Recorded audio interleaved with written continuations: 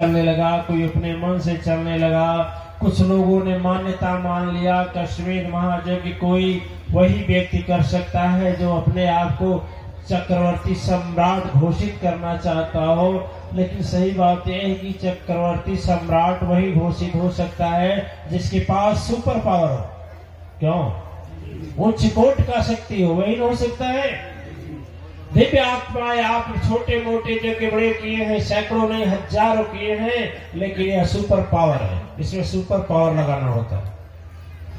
अश्व का मतलब हम समझा रहे थे, अश्व को अलग करेंगे तो एक गौ होगा, एक स्व होगा ना।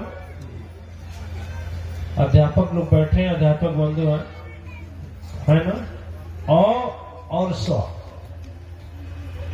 देखिए, और ऐसे जगह कहीं कहीं लग जाता है तो उसका उल्टा विपरीत हो जाता है। जरा जर माने जरना, और उसी को अजर लगा दो तो विनाश नहीं होगा। अजर मर माने मरना, और उसके आगे लगा देंगे तो क्या होगा? क्या होगा? उल्टा हुआ कि नहीं हुआ? उल्टा हुआ नहीं हुआ? बोलिए ना।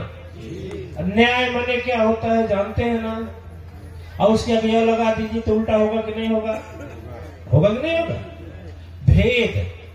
भेद माने रहस्य, और उसके आगे लगा दीजिए तो अभेद हो जाएगा और रहस्यहीन हो जाएगा। सीमित जिसका सीमा निश्चित है, और उसके आगे लगा दीजिए तो उल्टा हुआ कि नहीं? और का अर्थ उल्टा हुआ कि नहीं? दिव्य आत्माएं और का अर्थ उल्टा हुआ। कहीं जैसे हर कई जगह लगने के बाद और लग जाता है तो उसका अर्थ विपरीत हो जाता है, विलोम हो जाता है, उल्टा हो जाता है। उसी तरह से जब स्व के आगे अ लग जाता है तो उसका भी अर्थ उल्टा होगा। स्व संस्कृत में स्व को कल बोलते हैं, जो कल आएगा। एक स्व मैंने जो बताया कल सुभाष जी महाराज, मुर्दा, ठीक है, मुर्दा कहा जाता है कि जिस व्यक्ति के हृदय में यदि परम शक्ति सदगुरु की चेतना नहीं जगी ना तो वह व्यक्ति मुर्दा है, जीते हुए मुर्दा के समान। क्या मानेंगे उसको? मनुष्य मानेंगे?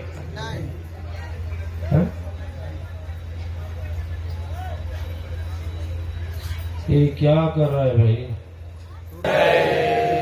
कुछ बताइए।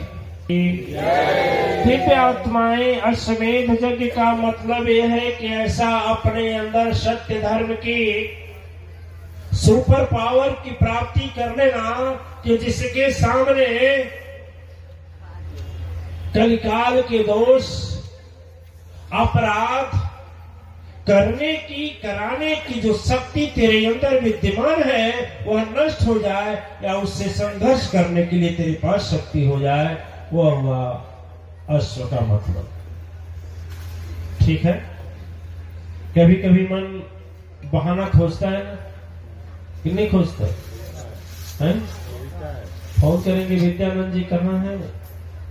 विद्यानंद जी, यह देखिए, आज अश्वमेध यज्ञ के द्वितीय दिन हम यह समझेंगे कि वह सुपर पावर मुझको कैसे मिलेगा, जिससे हम संपर्क करके उससे शक्ति प्राप्त करके और हम आसानी से संसार के दुखों से भी लड़ने, और फिर शरीर छोड़ने के बाद जो भव सागर आता है उसको भी आसानी से पार करना।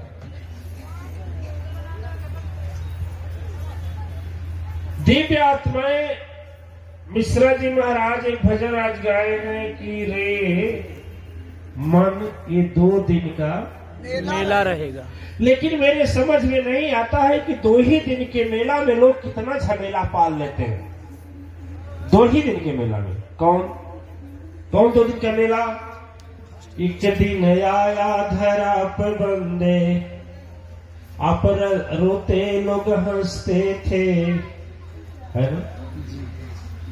एक दिन तो वह जब धरती पर आए तो आप रो रहे थे लेकिन लोग हंस रहे थे, हैं? दादी माँ, नानी, चाची सभी हंस रहे थे ना, हंस रहे थे, लेकिन आप रो रहे थे। एक दिन वो होता है और एक दूसरा दिन होता है दिव्य आत्माएं। दूसरा दिन जब अपने नियम और समय के अनुसार हम इस पिंजरा को, शरीर को छोड़ करके जाते हैं। दूसरा दिन, यही 2 दिन के बीच का झमेला है। पालते हैं, कितना झमेला अपने लिए इकट्ठा करते हैं, कितना हम सोचते क्या है कि ईमान को बेच दें, धर्म को बेच दें। क्या बोले, आजकल तो धर्म की लड़ाई हो रही कि नहीं हो रही? ये जवन एक युग चला है ना, है युग, क्या बोलते हैं इसको? मिश्रा जी महाराज तो बताएंगे कि क्या बोलते हैं महाराज जी। इधर देख है नहीं, क्या मिश्रा जी? प्रकाश, हाँ। एक कलयुग का एक ऐसा संयंत्र है कि सबके पॉकेट में घूम रहा है और 3-4 काम बड़ा गलत करता है। एक तो झूठ बोलवाता है, नंबर 1। दूसरा,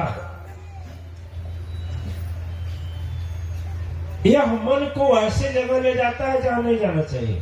तीसरा, झूठी बात भी कई बार देख लेता है तो विश्वास कर जाता है आदमी।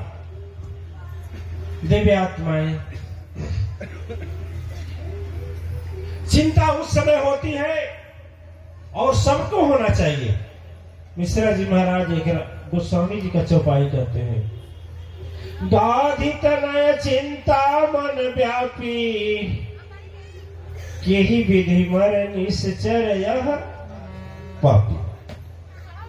किसी को चिंता नहीं हुआ जब भारत भूमि पर, इसी भारत भूमि पर जब निशाचर दुराचार